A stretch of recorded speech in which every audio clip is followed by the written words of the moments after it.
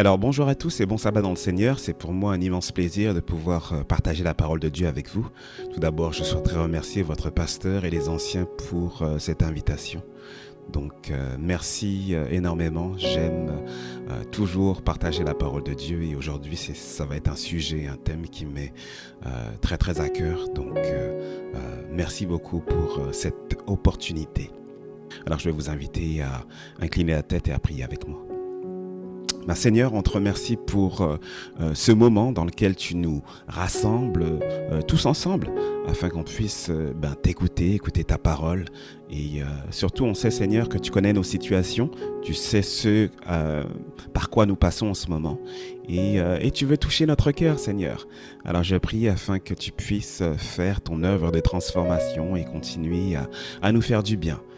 Parle à tes enfants. Au nom de Jésus, nous t'en prions. Amen. Donc, des milliers de personnes vivent dans le même quartier. Ces gens prennent le même autobus, généralement au coin de la rue. Ils empruntent la même rame de métro, ils déambulent les mêmes boulevards, ils font leurs courses dans les mêmes épiceries. Pourtant, ces personnes ne se connaissent pas du tout. Ce sont des vrais inconnus.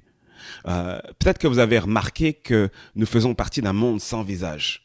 Bien que nous soyons programmés pour communiquer les uns avec les autres et que notre biochimie, notre mécanique interne, elle est faite pour qu'on puisse développer des relations intimes. Nos sociétés nous séparent les uns des autres. Nos sociétés nous aliènent et augmentent notre sentiment de solitude. Ma fille en ce moment travaille chez Maxi. Elle a dégoté un travail d'été et puis une job d'été et puis elle travaille chez Maxi. Et au bout de quelques semaines, j'ai remarqué qu'ils ont remplacé beaucoup d'employés par des caisses de paiement automatiques. Donc avant, il y avait plusieurs caissières qui étaient là et puis maintenant, ils ont fait des économies, ils en mettent qu'une. Il y a moins de contact humain. Les travailleurs qui autrefois travaillaient à l'usine et qui faisaient un travail manuel sur les chaînes de montage, ils ont eux aussi été remplacés par des robots sophistiqués pour accroître la productivité. Depuis le début de la pandémie, de nombreuses personnes, dont moi, nous travaillons la plupart du temps à distance, derrière un écran d'ordinateur. Et les contacts humains est encore de plus en plus rares, de plus en plus difficiles. Donc, il y a 20 ans de cela, les enfants jouaient dehors. Moi, j'ai passé mon enfance à jouer dehors, à jouer au soccer, à faire du vélo. Je me souviens que ma mère devait envoyer mes frères et sœurs me chercher à l'extérieur parce que je rentrais pas à la maison. Mais aujourd'hui, les enfants se battent. Ils ne veulent pas aller jouer à l'extérieur. C'est comme une punition. Ils sont scotchés sur la tablette, scotchés sur les téléphones. Et puis finalement, vous devez vous battre avec eux afin qu'ils puissent aller à l'extérieur. Donc notre monde a bien changé. On vit dans un monde qui est bien différent de ce que c'était il y a 20 ans, il y a 30 ans de cela. Et bien que nous ayons désespérément besoin, on a besoin de ce contact humain. On a besoin de se parler, on a besoin d'échanger socialement. Notre monde est de plus en plus axé sur l'informatique. Et notre monde nous prive de ces contacts, que ce soit dans nos travail, que ce soit dans nos familles. Les gens sont à table, mais ils ont tous leur tablette, ils ont leur téléphone, ils discutent même pas. Et puis, est-ce qu'ils mangent ensemble? Bien souvent, ils mangent pas ensemble. Et nos églises sont maintenant prisonnières de ce nouveau mode de vie. Un jour, il y a le pasteur Dwight Nelson, et pour ceux qui ne le connaissent pas, c'est le pasteur d'Andrews University, donc l'université d'Andrews. Donc, il reçoit une lettre et une lettre anonyme. Et voici ce que la lettre dit.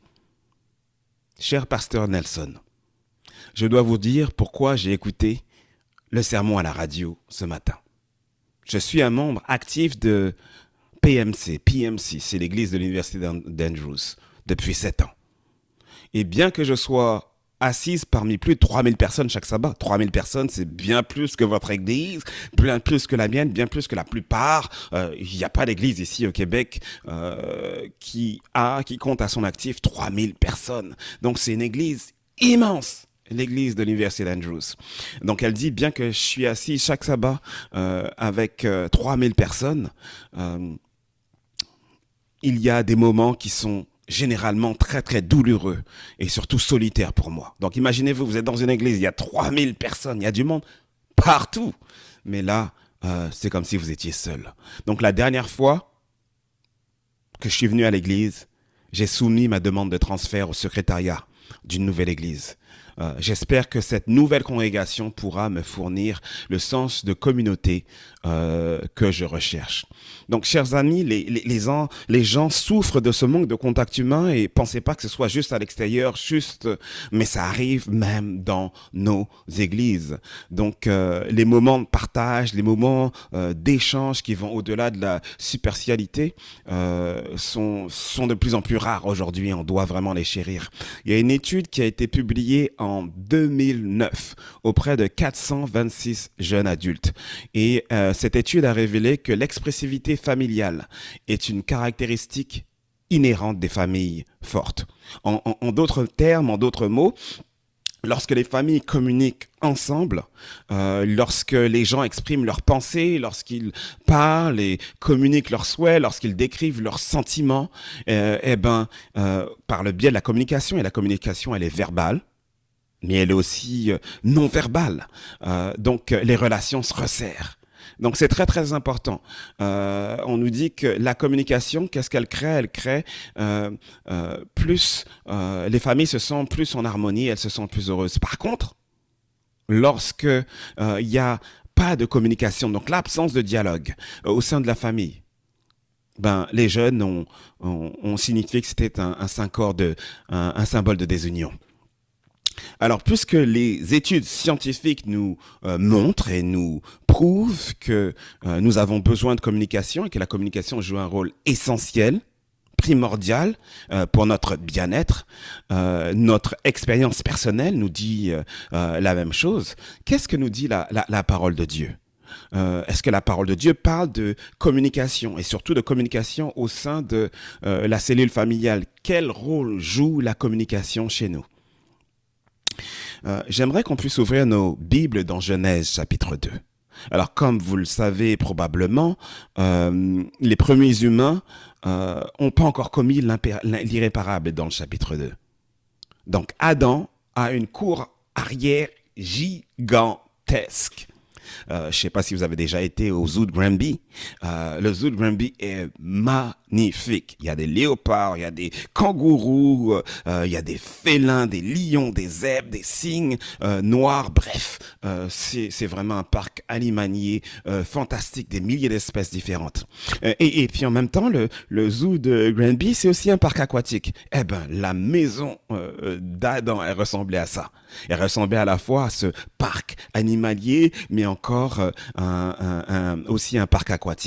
Donc Adam avait tout ça dans sa cour arrière. Et puis ça, c'est le rêve.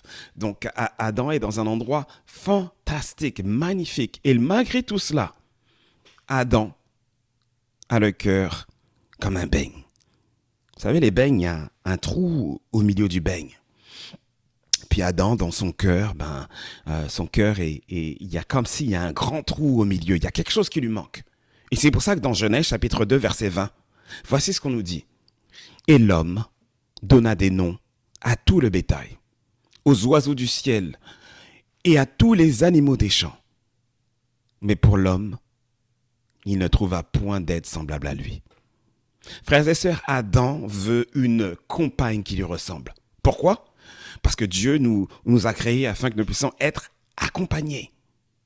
Donc on est des êtres sociaux. Mais le hic, c'est que Adam ne trouve personne qui lui ressemble. Il voit personne dans le monde que Dieu a créé. Alors, maintenant qu'il a ce désir d'avoir une compagne, une personne qui lui ressemble, Dieu le plonge dans un profond sommeil. Et ensuite, il façonne une femme magnifique pour qu'ils puissent vivre ensemble et que ce sentiment d'aliénation et de solitude soit brisé. Donc au fil du temps, l'homme et la femme, ils se découvrent et ils font connaissance l'un avec l'autre. Et il y a quand même une certaine complicité qui se dégage parmi les deux premiers humains. Ils sont bien, ils sont à l'aise ensemble. D'ailleurs, la Bible nous dit, au verset 25, ils étaient tous deux nus et n'en avaient point honte. Alors ça, c'est le summum de l'intimité. Rien n'est caché, tout est dévoilé. Bien sûr, on parle de l'intimité physique, mais il y a bien plus que ça. Est-ce que vous avez remarqué que Adam a précédemment exprimé son admiration pour Ève? Rappelez-vous, voici ce qu'il a dit, et ses paroles sont très très évocatrices. Voici cette fois, celle qui est os de mes os et chair de mes chairs. On l'appellera femme, car elle a été prise de l'homme. Et puis ça, c'est vraiment de la poésie fantastique, là. En hébreu, on sent la poésie derrière. En d'autres mots, le premier couple avait une intimité émotionnelle. Adam pouvait exprimer verbalement ses sentiments envers sa compagne. Alors, je voudrais insister sur ce point. L'expression verbale de l'amour est vitale au sein de la cellule familiale. Donc, l'un des problèmes est que les gens ont besoin de se sentir en confiance pour exprimer et partager leurs sentiments. Je vais expliquer davantage. Vous savez que lorsque vous exprimez vos sentiments, ça vous place vous êtes vulnérable, dans une position de vulnérabilité. Maintenant, imaginez que les membres de votre famille ne se sentent pas à l'aise. Votre fille, elle va pas se confier car elle a peur d'être ridiculisée. Votre fils, il vous dira pas ses états d'âme. Déjà, les garçons ne parlent pas énormément, ils se confient pas énormément, ils ne racontent pas ce qui se passe à l'intérieur d'eux. Votre enfant fera comme si de rien n'était, parce qu'il a peur d'être rejeté et qu'il sait que vous allez pas comprendre. Donc, votre mari, votre époux, votre épouse, elle fera quoi? La sourde oreille. Il fera la sourde oreille, puisqu'il a peur d'être ridiculisé une nouvelle fois. Il faut que les gens se sentent à l'aise pour qu'ils puissent s'exprimer. Donc, votre sœur ou votre frère, il vous parlera pas de vos difficultés familiales, car il sait que vous allez le rabaisser. Donc, les membres de la famille, qu'est-ce qu'ils font? Ils se protègent. Et c'est ce qu'on appelle un mécanisme de défense. Donc, ils gardent tout à l'intérieur, tous leurs sentiments, leurs pensées pour eux-mêmes, parce qu'ils savent que la famille, c'est pas un endroit ouvert, un endroit où on peut partager nos pensées librement. Et malheureusement, ce manque de communication, qu'est-ce qu'il fait? Il crée un obstacle qui freine la cohésion familiale et l'épanouissement de tout à chacun. C'est très très important. Pour construire un foyer épanoui et développer l'harmonie au sein de la famille, qu'est-ce qu'il faut? Il faut plusieurs choses. Chose numéro 1, contrôlez votre langue. Voici ce que la Bible dit dans Jacques chapitre 3, versets 5 et 6. Comme un petit feu peut embraser une grande forêt, la langue aussi est un feu. Donc, en ce moment, on a d'immenses brasiers, que ce soit en Colombie-Britannique, en Ontario, au Manitoba, chez nos voisins du Sud, en Californie. D'ailleurs, on a une sœur de l'église de Saint-Jérôme qui nous a demandé de prier pour elle. C'était jeudi dernier, en pleine réunion de prière. Son fils venait de l'appeler. Pourquoi? Parce que sa maison était juste à quelques kilomètres d'un gigantesque brasier, un gigantesque feu. Donc, il y a plusieurs semaines, vous vous souvenez du smog qu'il y avait dans la région de Montréal. C'était vraiment difficile, très très difficile à respirer. Alors, bien qu'on soit situé à des centaines de kilomètres de l'incendie le plus proche, on ressentait ces effets ici. C'est la même chose. Lorsque vous arrivez dans un party de famille, vous vous demandez pourquoi est-ce que les gens s'éloignent. C'est parce que votre bouche, il y a comme des flammes qui sortent. C'est pour ça que les gens s'éloignent. Ils se tiennent à l'écart du brasier pour pas être brûlés. Alors mon frère, ma sœur, tu souhaites avoir une famille épanouie, mais qu'est-ce que tu dois faire? Tu dois contrôler tes paroles. La Bible nous dit, et c'est Salomon, cet homme très très sage, celui qui est lent à la colère vaut mieux qu'un héros. Alors les héros, on les aime bien en ce moment, on a eu les Olympiques. Et puis on a des héros, des gens formidables, des athlètes qui ont fait des choses incroyables. Pourtant, celui qui est lent à la colère vaut mieux qu'un héros. est celui qui est maître de lui-même que celui qui prend des grandes villes. Fais attention à la colère. Maintenant, on nous dit aussi, c'est Salomon qui nous le dit dans Proverbe 15, verset 1, une réponse douce calme la fureur, mais une parole dure excite la colère.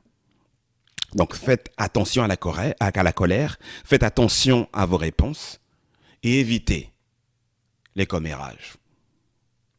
Faute de bois, le feu s'éteint. Et quand il n'y a point de rapporteur, la querelle s'apaise. Donc la personne qui rapporte, le rapporteur, c'est quoi? C'est une personne qui fait des commérages. Ça, c'est Proverbes chapitre 26, verset 20. Cela me rappelle une histoire que j'ai entendue. Il y a une paroissienne, une femme, un membre d'église, qu'est-ce qu'elle fait? Elle vient demander de l'aide à son pasteur parce qu'elle a des excès de colère. Chaque fois que son mari fait quelque chose de mal, elle explose. Un vrai volcan. Donc la femme se met à crier, elle se met à hurler, elle pète les plombs. Donc l'homme subit les crises d'hystérie de son épouse. Alors la dame est bien embarrassée, elle veut apprendre à gérer sa colère, donc elle va dans le bureau du pasteur, comme beaucoup de gens le font, et puis elle explique sa situation, elle espère trouver de l'aide. Alors le pasteur l'écoute, et puis ensuite il prie avec elle, et il lui donne une fiole qu'il a dans son bureau, dans son placard. Il retire la poussière, il la dépoussière, et puis il lui donne cette fiole, ce flacon. Et voici ce qu'il lui dit. Il dit, ma sœur, lorsque vous sentez que la chicane approche, allez dans le placard. Prenez une bonne gorgée. Et puis, surtout, n'avalez pas le médicament, mais gargarisez pendant 90 secondes. Alors, gargarisez-vous pendant 90 secondes, puis recrachez-le. Ne l'avalez surtout pas. Et vous allez voir, ce médicament fait des miracles. Donc la sœur, elle est un peu sceptique, elle se demande si le pasteur n'a pas perdu la tête, mais elle est tellement désespérée qu'elle est prête à tout essayer. Donc la semaine suivante, son époux rentre à la maison et le pauvre homme, elle lui avait demandé de passer à l'épicerie pour acheter de la laitue. Mais quand il rentre à la maison, il réalise qu'il a oublié la laitue. Et puis la femme le voit sans rien et elle explose. Donc 15 minutes plus tard, elle se rend compte, j'ai oublié de prendre le médicament. Donc cette fois-ci, elle se dit, bon, je vais le mettre dans mon sac à main afin que le médicament soit toujours à portée de main. Et la prochaine fois, j'essaierai de prendre mon médicament avant d'exploser. Alors, une semaine après, la femme fait un plat de macaroni au four, grillé, et puis elle sort, elle va à l'épicerie pour acheter ce dont elle a besoin, et elle demande simplement à son mari, voici la chose que je te demande de faire. Quand tu vas entendre, parce que j'ai mis le timer, donc quand tu vas entendre que ça sonne, tu as juste à éteindre le plat de macaroni. Et puis, tu dois le sortir du four. Est-ce que tu as compris? Oui, chérie, il n'y a pas de problème. Donc, l'homme s'affale devant la télévision, et puis il s'endort. Et puis, il entend le timer. Ding! Donc, il court, il va dans la cuisine, il éteint le four, mais il oublie de retirer les macaronis du four.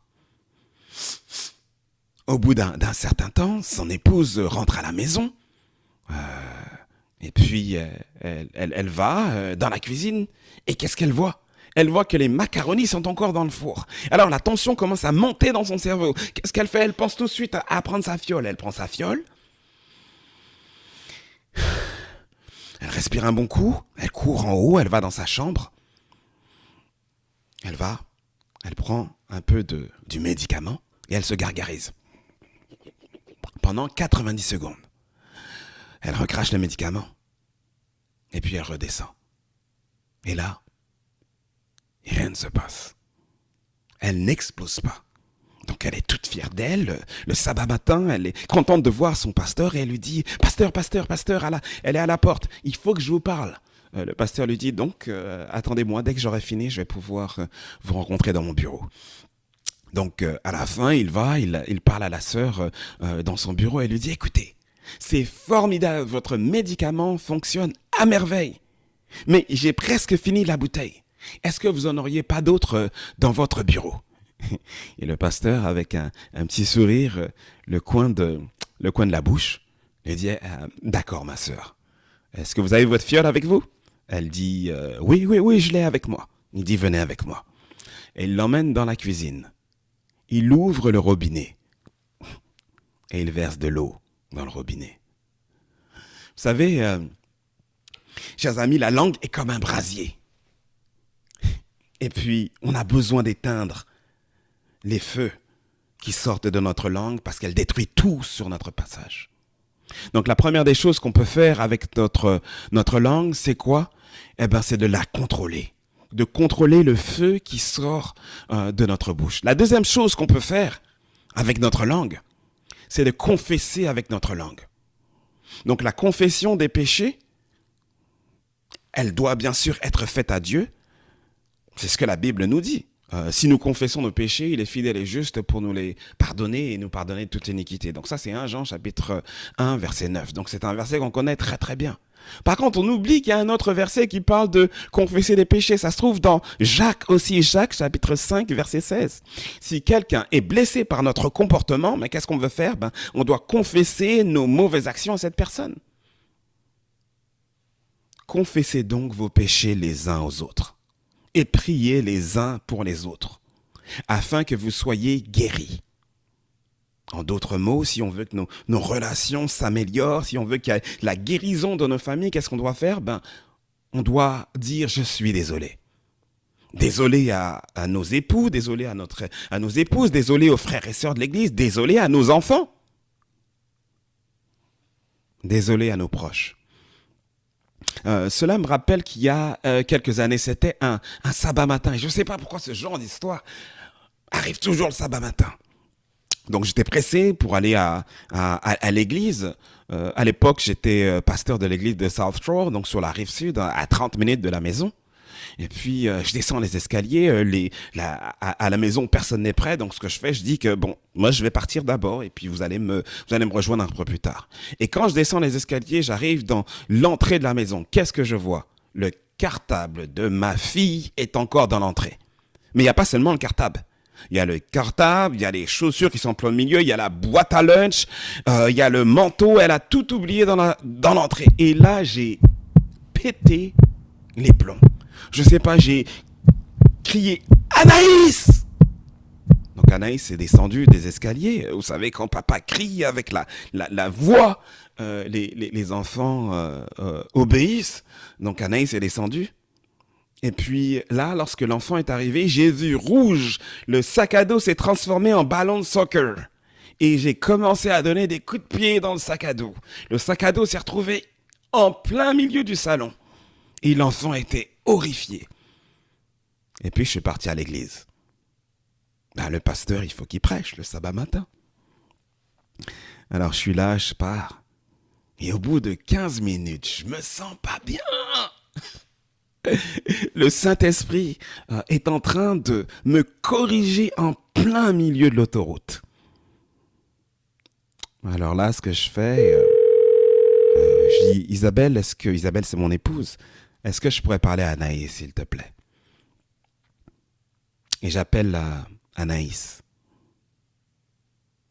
Et je lui demande pardon.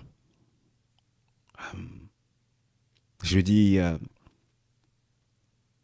Anaïs, je suis vraiment désolé.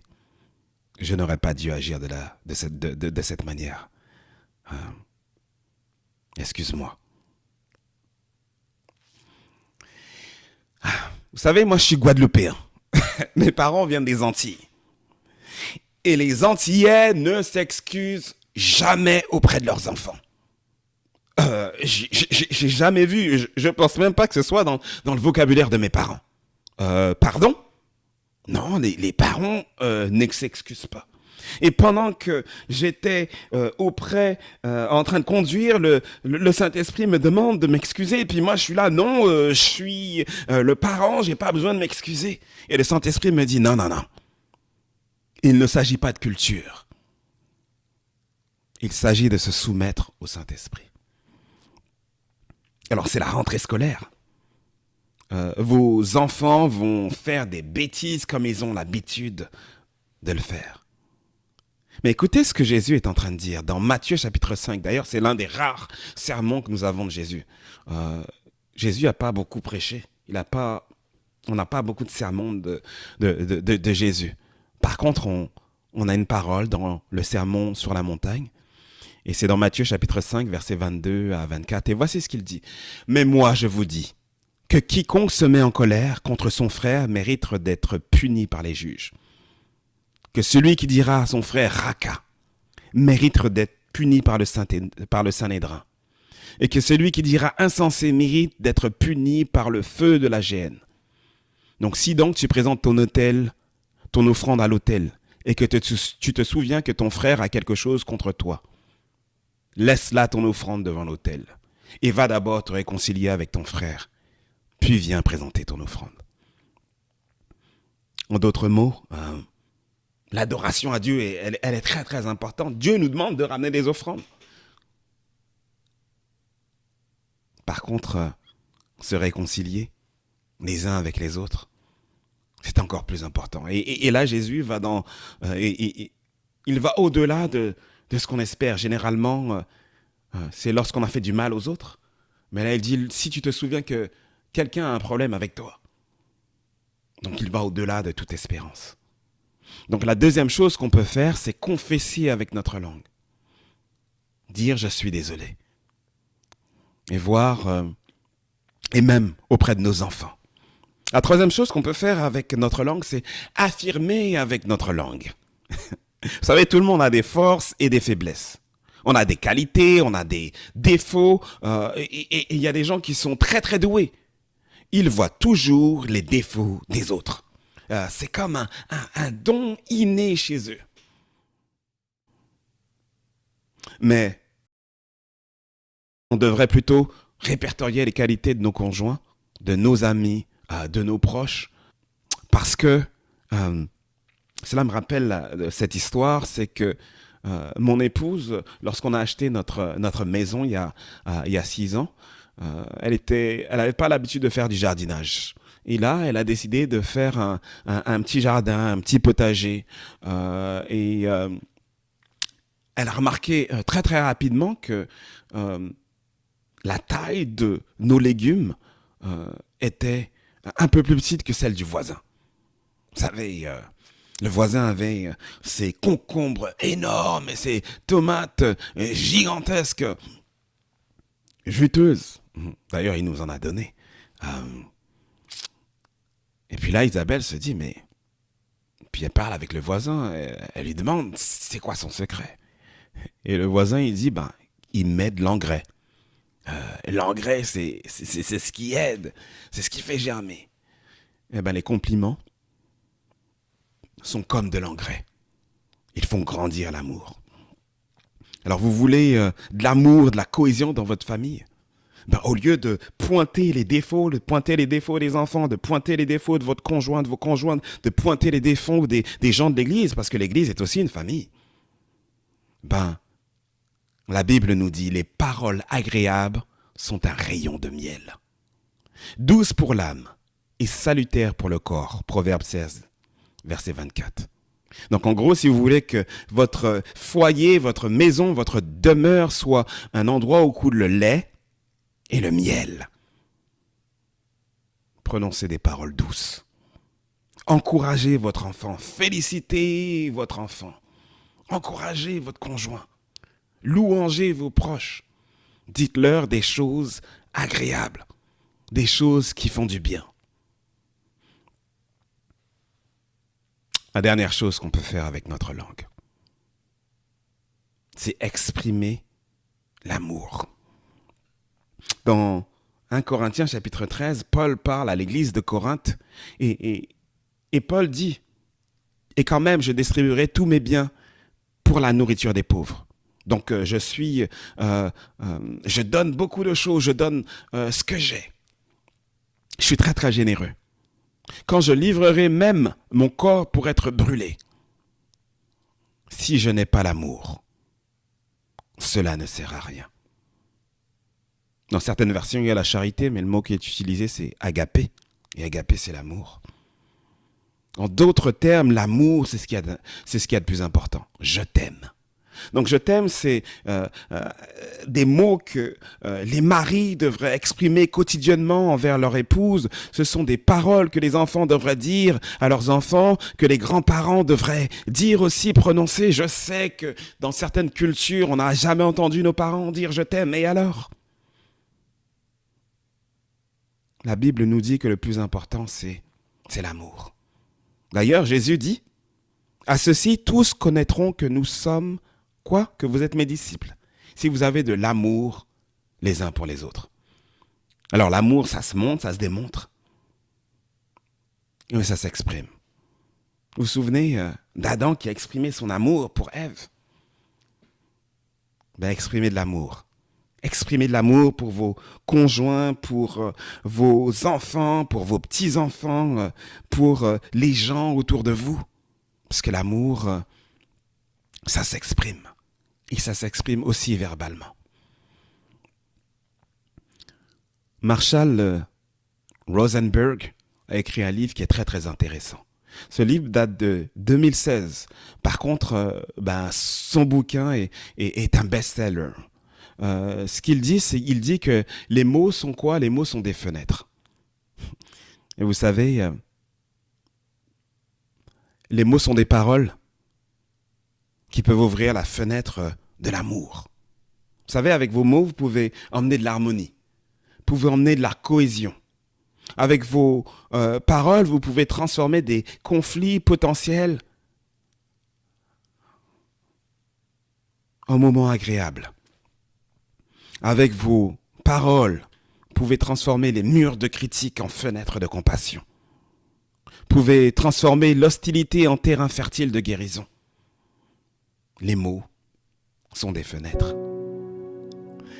Je prie afin que le Christ puisse nous apprendre à bien utiliser nos mots. Parce qu'une communication de qualité est vraiment très très importante. Elle est importante pour que nos foyers chrétiens soient des lieux de cohésion et des lieux où tout le monde se sent bien, se sent à l'aise. Alors, que le Seigneur vous bénisse, qu'il nous apprenne à bien utiliser nos mots et que nos mots soient des fenêtres, pas des fenêtres au cours de laquelle, lorsqu'on les ouvre, c'est l'hiver qui rentre et c'est froid et c'est glacial ou c'est le feu qui sort. Mais des fenêtres d'apaisement, des fenêtres d'harmonie, des fenêtres dans lesquelles on voit le soleil pénétrer et entrer dans nos vies. Que le Seigneur vous bénisse tout à chacun. Amen.